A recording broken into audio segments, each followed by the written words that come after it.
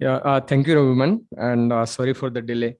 Without wasting much time, I'll just say that after listening to radiology colleagues who are expert in their field, I'll just go to something which is like visualization technique. And acknowledgements are due to colleagues in the Department of Cardiology, Cardiac Radiology, Cardiac Surgery, and others who contributed to CT data sets for my learning and analysis. That is how I could reach to this virtual dissection. I'll share what I could do, and I hope that it will be useful to others. And that's what I feel about the presentation. So the purpose of visualization is insight, not pictures. And that is why we should also besides obtaining good images, we should also try to improvise on visualization. Because once you visualize better, you get better insight, and that is what we are interested in as clinical cardiologists as well as cardiac surgeons. Now, as a background, we know anatomy of diseased heart is complex. Modern cross-sectional imaging acquire volumetric data, and optimal visualization helps in making best out of imaging. Now, this is what 2D imaging is. What we improvise further is by doing multiplanar reconstruction. This is much better. But then we know what is the problem if you see one plane and in the other plane, it may seem totally different. And that is why we need to know what is there in the 3D. And we all understand that cardiovascular system is a 3D structure. And it's very difficult to analyze it in just in 2D or maybe in multiplanar or even in reformatted formats. So now we understand that 3D visualization has definite advantage. For the beginners who may not be aware about volume rendering, this is how it is done. There is a 2D slice which is stacked onto each other to create a virtual cube. And then when you see this cube virtually in the desktop and move around, then it gives an impression of 3D. And that is how we start seeing the 3D. But the problem arises as soon as you go inside the heart, where nothing is visible because of the contrast filled within the cardiac chambers. And there comes the problem, because as cardiologists and cardiac surgeons, we are more interested in looking inside, and we are not very happy looking only at the outside. So when I inquired about how can we go inside, the solutions were close, but they were so far because so many of us, so many solutions are available for advanced visualization, but none of them are practically available in India. You can also do 3D printing to have better visualization in 3D. But again, there are cost limitations, technological limitations, and infrastructural limitations, which makes it practically non-viable for us. So this quest of looking inside the heart led me to start working on this. The hardwares used for a CT analysis were a MacBook Pro, and the software was 64-bit Horus DICOM image viewer, which is a free open source version of Mac OS X. And you can do pretty much what you can do with the commercial version of OS X. And that's what I liked about it. I pursued it further, and I'm sharing my experience here. So when I was spending time on that, I realized that there is something called 16-bit CLUT editor. CLUT means color lookup table. And as you can see over here, 16-bit means 16 to the power 16. That many shades you can manipulate to further optimize the visualization which you are getting on the screen. And once you manipulate this CLUT, you would be able to manipulate these histograms. And this is just like a photograph manipulation. As you manipulate the digital photograph, you'll be able to manipulate the visualization you are getting. And the results were encouraging. So when I went ahead and looked at the normal heart first. So these are some of the images from left to right. As you can see, structures are very well seen. You can see, you can make out the details of those structures in 3D. And this was for the first time I could see the crista terminalis so well in the right atrium. Before that, I felt that it's not possible to see terminal crest so well. Normal mitral valve and tricuspid valve was also very much visible. This is from a patient who was having severe PAH. Atrial anatomy could be visualized and I could help others understand how to do septal puncture. And as you can see, you can create views, and the views to which cardiologists and trainees are tuned to. So this is the AP view, RAO view, and the lateral view. So it becomes practically useful in the lab when you are planning a procedure. The second term ASD, how do you define your rims? It becomes a visual treat once you see one case on CT because it gives you a 3D perspective of all the rims and adjacent structures. Sinus venosus defect is one of the most complex defect according to me, because there is a lot which is going on around cavatrial junction, and by doing so, you actually practically clarifies almost everything. Now, subaortic VSD in tetralogy, this is a comparison with the morphological specimen. You can see very well what is the relationship with this VSD, crest of the IVS, and other areas of the aorta. Double outlet right ventricle with subaortic VSD, doubtful rootability. This is a subset which is very challenging. And when you see some images like this, it gives a lot of perspective how to go about it. Welcome to this introductory video on virtual card.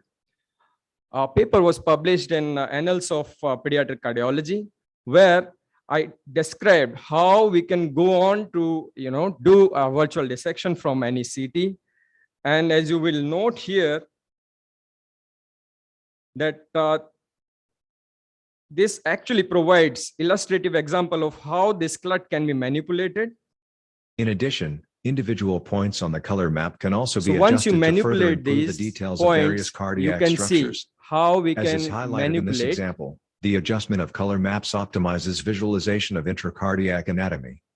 These settings of color maps can be saved as presets. So in the interest of time, I'll not be dwelling on further on this. But what I want to share here is this passion grew over time, and I could do further analysis of some of the complex lesions. Here we could see that in the patient of CCTGA, VSD with PS, there is override of this AV valve.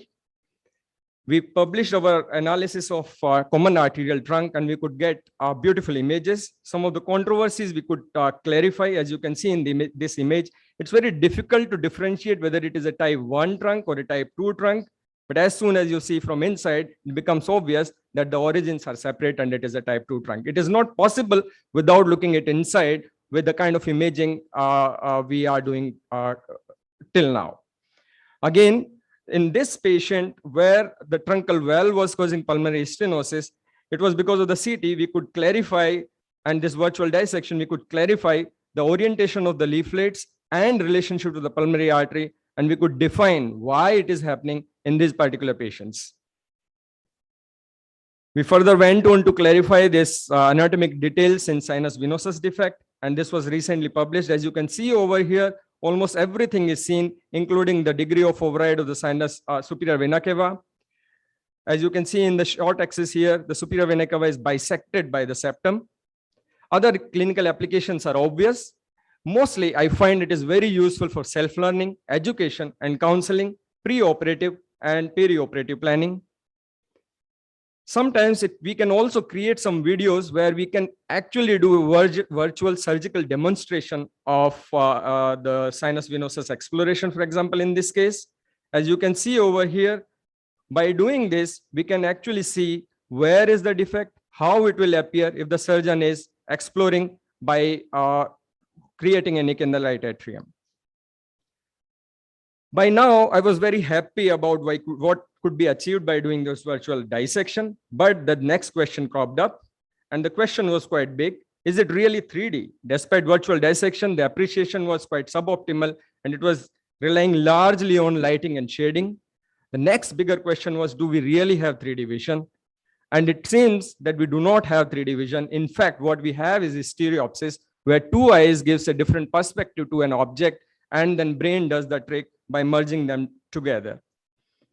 Now, the question was, can we replicate a stereopsis on the monitor? The answer was, yes, we can do, but it will again require high-end softwares, a lot of hardware like AR and VR, and we do not have that. So yet another search for easy alternative led me to something called stereo vision. And I landed up in finding that there is something called Anaglife stereo virtual dissection.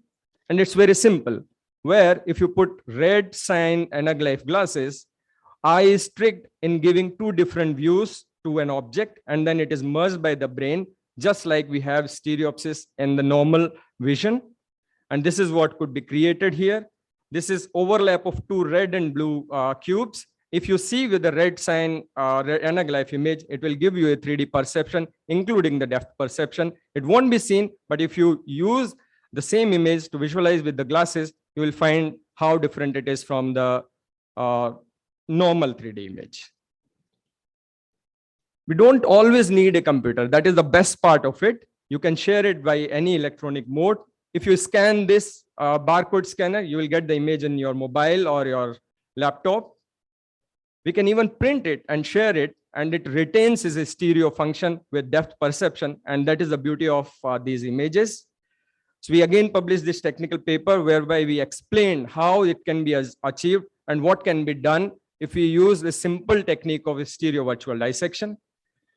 So what is the role of virtual dissection in the era of 3D print?